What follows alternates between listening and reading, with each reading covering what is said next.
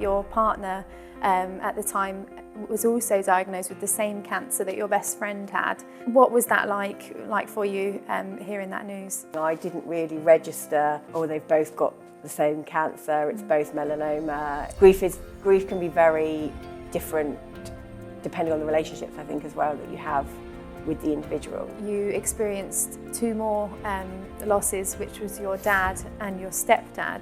Can you talk a little bit about that and how those losses felt different for you?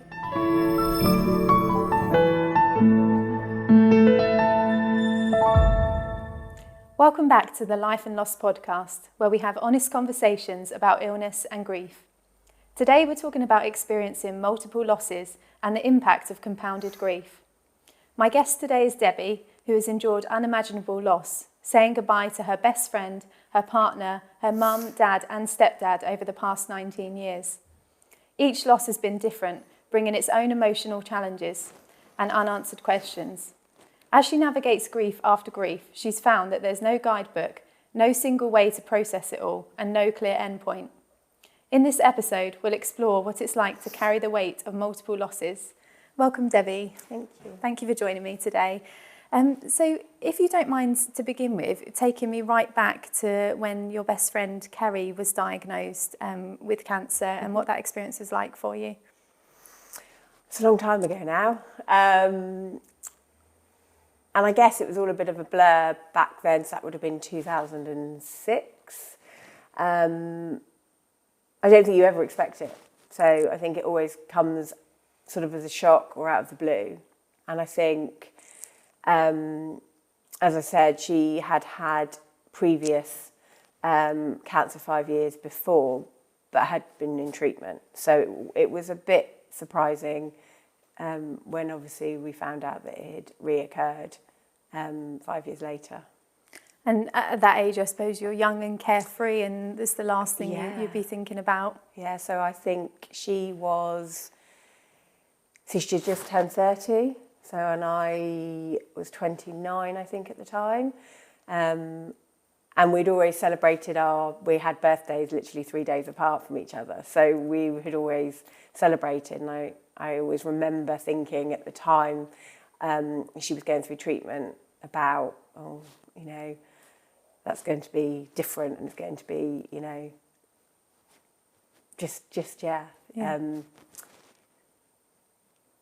something has changed in terms of how life would be at that point.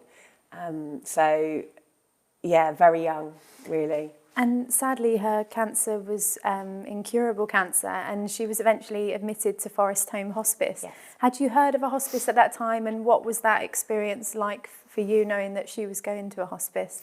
No, I don't think I had experienced a hospice before that point, because it hadn't really been. I'd had grandparents that had passed, but they hadn't gone into a hospice. They hadn't had the end of life care. So it was a new experience. She was quite late in terms of getting into Forest Holme. It was probably the last couple of weeks of her life that she was in Forest Holme. And sadly, your best friend passed, and at the same sort of time, you also found out that your partner at the time was also diagnosed with the same cancer that your best friend had. What was that like for you hearing that news?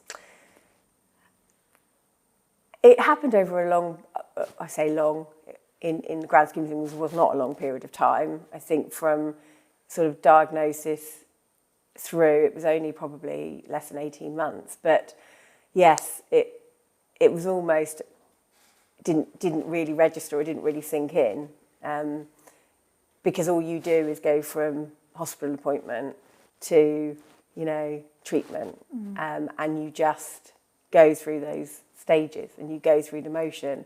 And so you don't really at the time let yourself think, if you can help it, any further than what's going on at that time. Yeah. And I guess when it was happening, I didn't really register, they've both got the same cancer, it's both melanoma.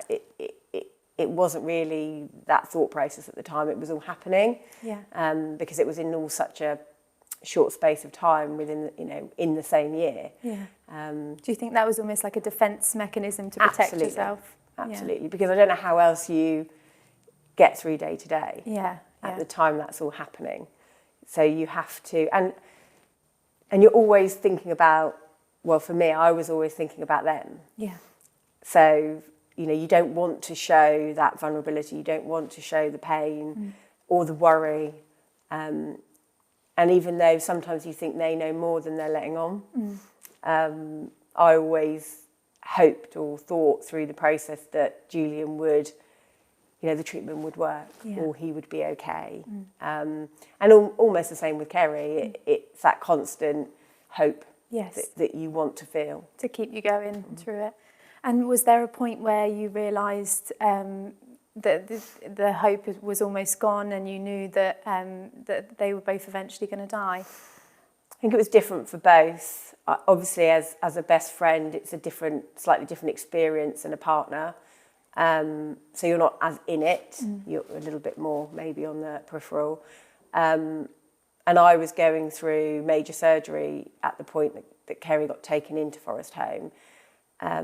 So I probably didn't get to be with her as much as I would have done if I hadn't of myself been in hospital. With Julian, it was very much by the August of the year that he passed, he was taken into Poole Hospital with really bad headaches. And he'd always kept quite a positive attitude.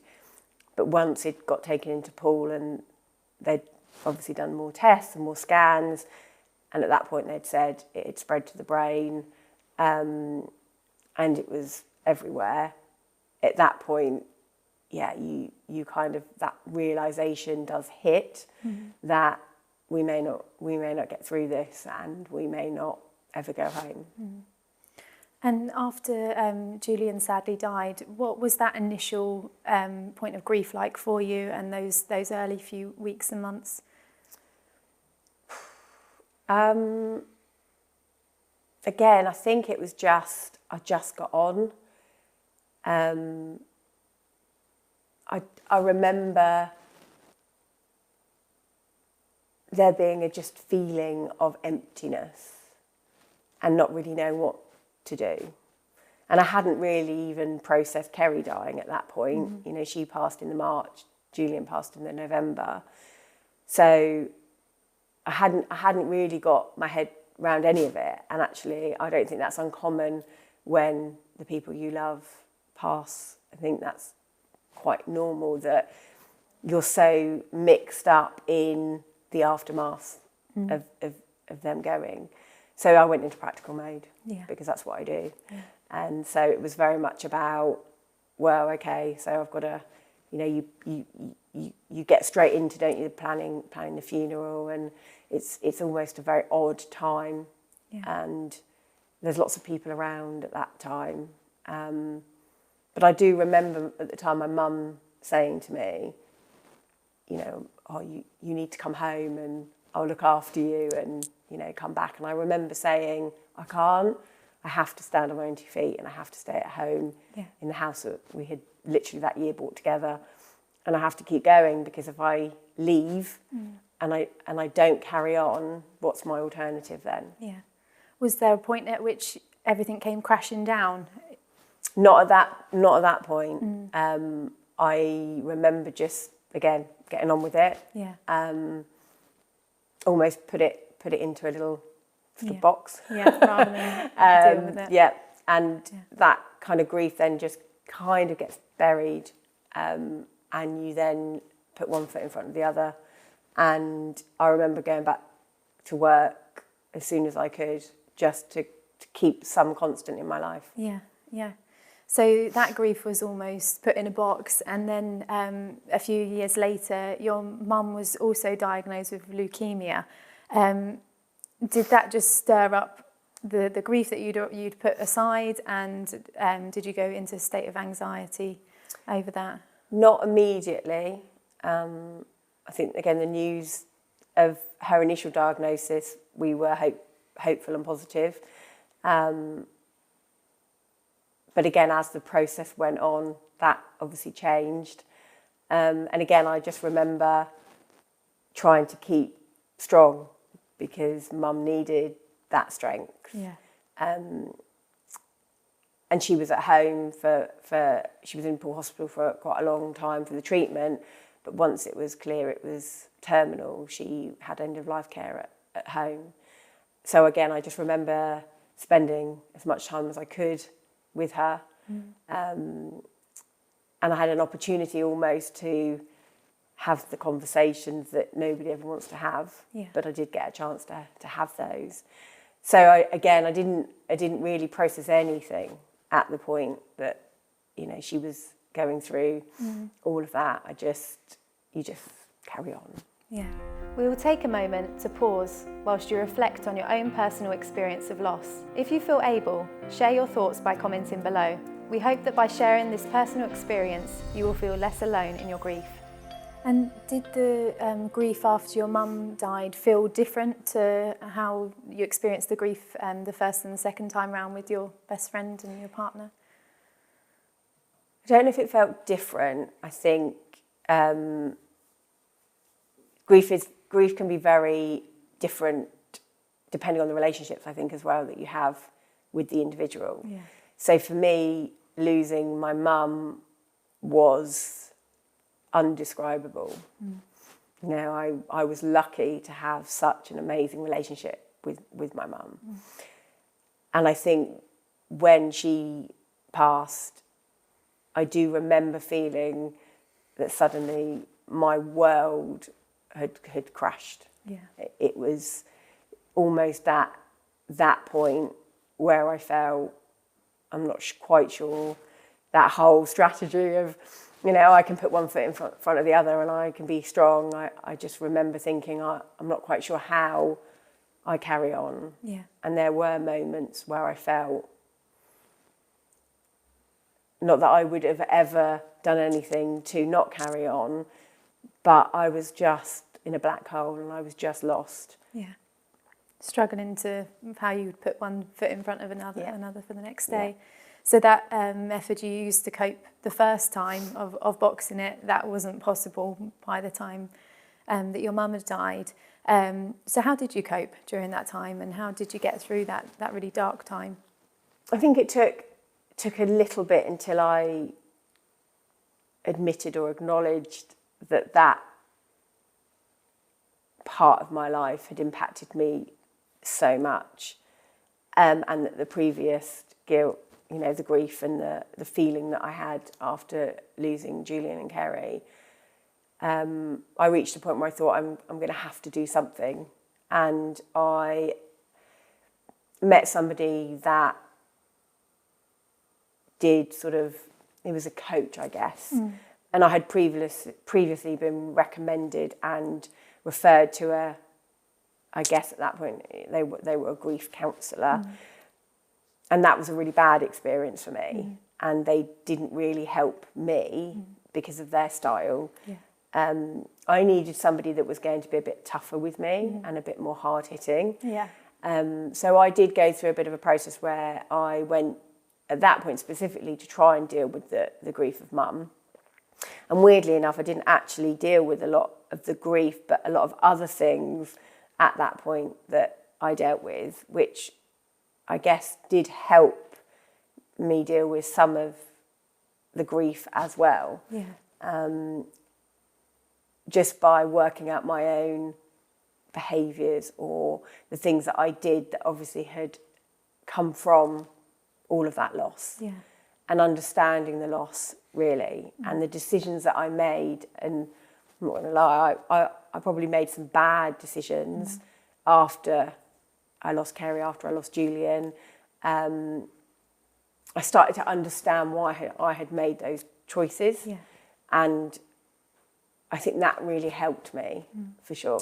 I think that's really interesting what you say about the grief counsellor didn't suit you, and I think it is no sort of solution is for everyone, and everyone's got to find their own way to cope and their own way to move forwards. So yeah, that's really, really interesting. You also, later in life, you experienced 2 more losses, which was your dad and your stepdad. Can you talk a little bit about that and how those losses felt different for you? Yeah, so sadly, early last year, my dad passed, and then within 6 months, my stepdad passed. Different experiences, again, probably because of the relationship that I had with both of them. Yeah. My dad was difficult because I hadn't had a very close relationship with him in the latter end of his life. And that stirred up a lot of different emotions. I felt like a bit of an outsider. I didn't feel that I had the right to grieve, potentially. And so that was hard to navigate because I felt the loss, but not in the same way, perhaps, as other losses. Yeah. But then you've got to get your head around, for me, at that point, the bit that I struggled with was suddenly thinking, I've just lost Dad, Mum's already gone, suddenly I have no parents. Yeah. And you feel very alone with that. And I don't think it matters what age you are. No. When your parents have gone and suddenly those people that you've had all your life and no matter what are there and they're not there anymore, that feeling and trying to deal with that is really difficult. Yeah. And then with Charlie had been a constant through my life, and was, as my mum was, my world. And obviously after Mum had passed, we were as close as we had ever been, if not more, having gone through those experiences together. And he would be always somebody that he would be my go-to, and he would be the person that I would call. And his passing, unfortunately, was a very difficult period with lots of hospitals and lots of misdiagnosis and not getting ahead of the treatments. And if I'm perfectly honest, I haven't even started to process that loss or that grief yet. No. It was only last August. And so I've kind of gone back to my previous strategy of, I don't think I can even deal with it yet. Yeah. And there's part of me that often, thinks, oh, well, he's just on holiday and he'll be back soon and it's okay, because it's an easier way of them being able to just get on with things than actually accepting that he's gone. Yeah, yeah. Has anything about grief surprised you? I guess it's such a different experience for everybody. Like, it's a unique experience. Yeah. People have experiences that are similar, but it is your own journey for sure. I think the bit that surprised me initially, which surprised me less, I guess, now after multiple losses, is it's so intense after you lose those people in your life. The first few weeks, maybe even up to the first month, and then everybody just goes, and you're left on your own with these feelings and this experience that you don't know what to do with. Yeah. And people, not because they want to be, uncaring or anything else, people don't have the understanding of the length of time that grief can take. So, you're 6 months in, you're a year in, and suddenly people think, you're okay. Yeah. Well, she's okay, she's back at work. She's dealing with stuff. She laughed. So she must be okay, and we don't have to think about it. And that is not how grief works. No. It can take years. I don't think it ever leaves you, and it never goes away. And even now, I think, 19 years, however many years it's been 14 years since my mum passed, you know, days or moments completely and utterly take your breath away. Yeah. And I think that experience of feeling suddenly in a place where you look around and you think, oh, there's no one here. I guess, yeah, in the early days that took me by surprise. Yeah. And final question for you, Debbie. Anyone that's listening to this podcast today and has experienced multiple losses like you have, what advice would you have for them, and what do you wish you would have known earlier? I guess the main thing for me is people just need to be kind to themselves. People need to understand that grief is not a moment. It's a lifetime. Yeah.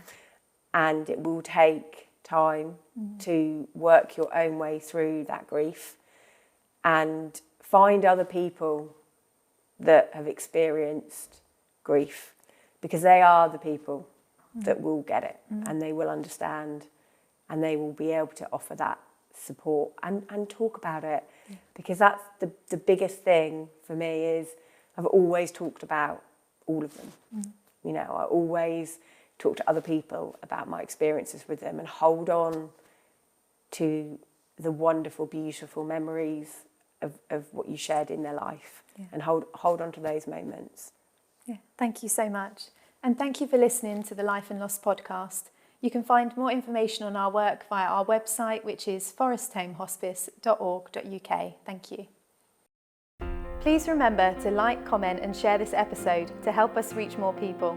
At Forest Holme Hospice Charity, we offer this podcast and many other resources to support people through life's most difficult times. If our work has made a difference to you, please consider making a donation by visiting the link in the description. Thank you.